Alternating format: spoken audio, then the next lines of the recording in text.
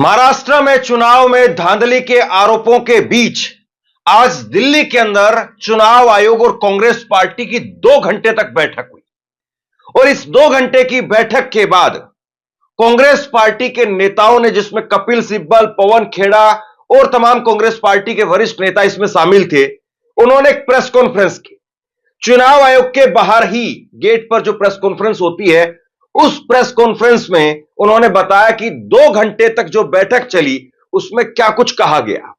चुनाव आयोग से उन्होंने क्या सवाल पूछे, चुनाव आयोग ने उनके सवालों के क्या जवाब दिए और कौन कौन से वो सवाल हैं जिन पर अभी चुनाव आयोग का जवाब आना बाकी है।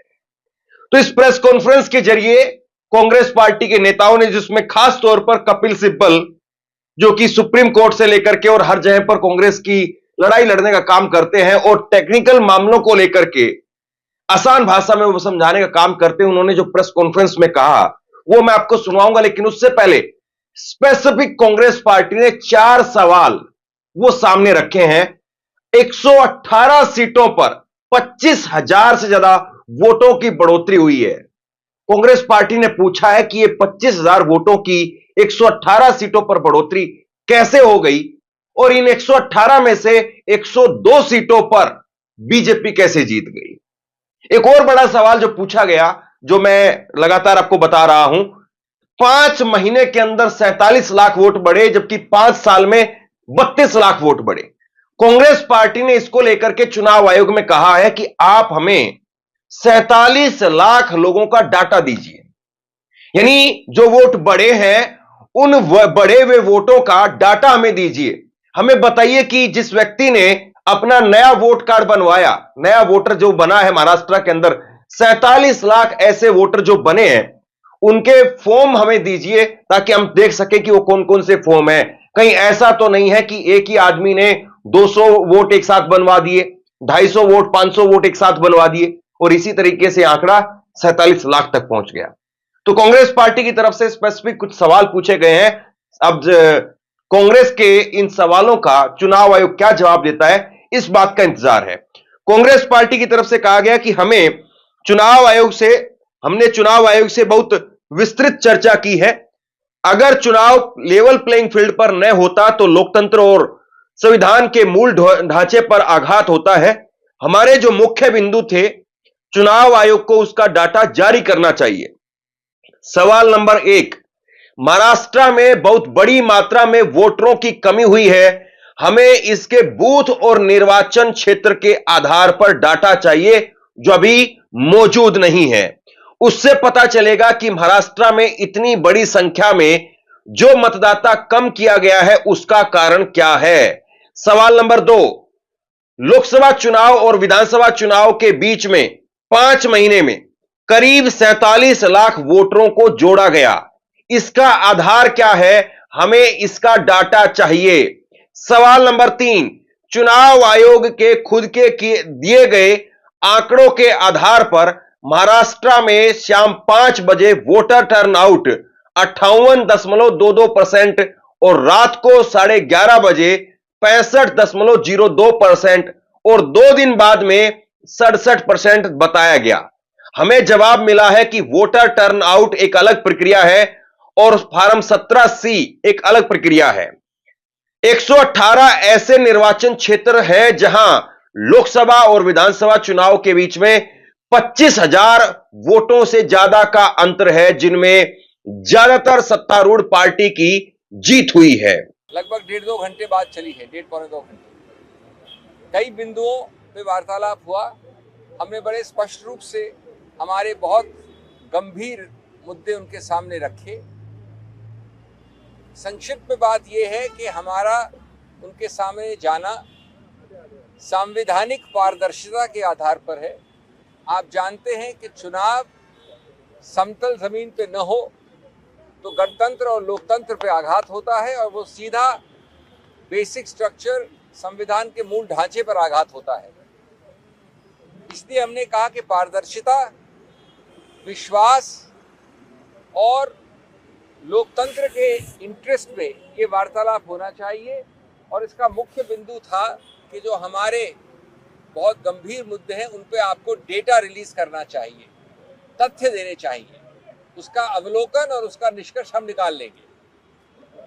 3 या 4 मुख्य बिंदु थे।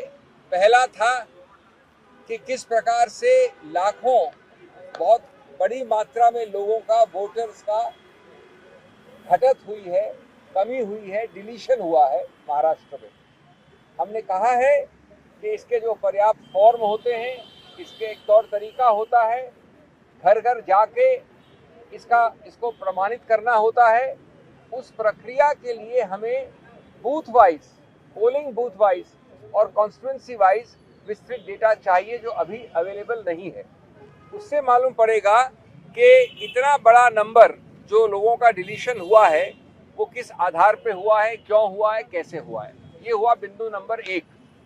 और उसमें हमने ये बताया कि कई बार हमारे सब लोग जमीन पे बात करके आए हैं, पटोले साहब यहाँ पर हैं, हमारे महाराष्ट्र के अध्यक्ष हैं, कि कई लोगों ने बताया कि कई डिलीशन एक व्यक्ति के 200-250 फॉर्म भरने के साथ हुए हैं। ये असंभव है। इससे मालूम पड़ता है कि एक साथ सामूहिक रूप से आप विकृत करना चाह रहे हैं चुनाव प्रणाली को। दूसरा हमारा बिंदु था इसी रूप में वोटर लिस्ट में जोड़ना, एडिशंस। और उसमें हमने कहा कि लगभग 5 महीने का जो समय है लोकसभा और असेंबली के बीच में, उसमें लगभग 47 लाख यानी 50 लाख से 3 लाख कम वोटरों का जोड़े गए हैं, एडिशन हुआ है। इसका औचित्य क्या है? इसके फॉर्म्स कहाँ हैं? फॉर्म 6 हो, फॉर्म 7 हो। इसका डोर टू डोर वेरिफिकेशन कैसे है, किस आधार पे हुआ है? हमको वो रॉ डेटा चाहिए। हमारे विभाग में बहुत एक्सपर्ट्स हैं, उसका रॉ डेटा का निष्कर्ष हम अपने आप निकाल लेंगे, लेकिन वो रॉ डेटा अवेलेबल नहीं है, इसकी मांग की।